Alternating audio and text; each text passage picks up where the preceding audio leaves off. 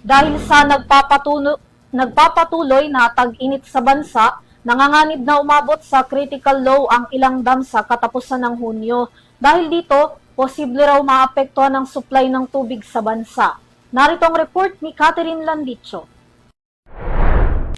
Dahil sa posibleng epekto ng El Nino sa bansa, bumaba sa 160 meter ang antas ng tubig sa Angat Dam kung saan maaari pa itong bumagsak sa critical low level sa katapusan ng Hunyo.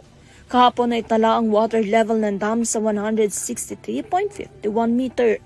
Ayon naman sa mga hydrologists, patuloy ang pagbaba ng average nito kada araw, dahilan na rin sa kakulangan sa ulan at sa mas mababang inaasahang forecast. Batay sa Weather Bureau, mula noong June 1 hanggang June 22 ay nakapagtala lamang ng 127 meter ng ulan na dahilan para malaking kabawasan nito kumpara sa inaasang 280 mm para sa nasabing buwan. Dahil sa epekto nito, maaaring makaranas ang kakulangan sa supply ng tubig sa malaking bahagi ng rehiyon. Tiniyak naman ng pamahalaan ng mga hakbang at interbensyon para tugunan ang mga suliranin patungkol dito.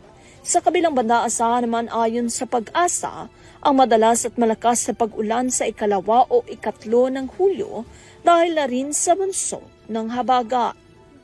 Para sa UTV News, Catherine Landicho, sumasaludo sa bawat Pilipino.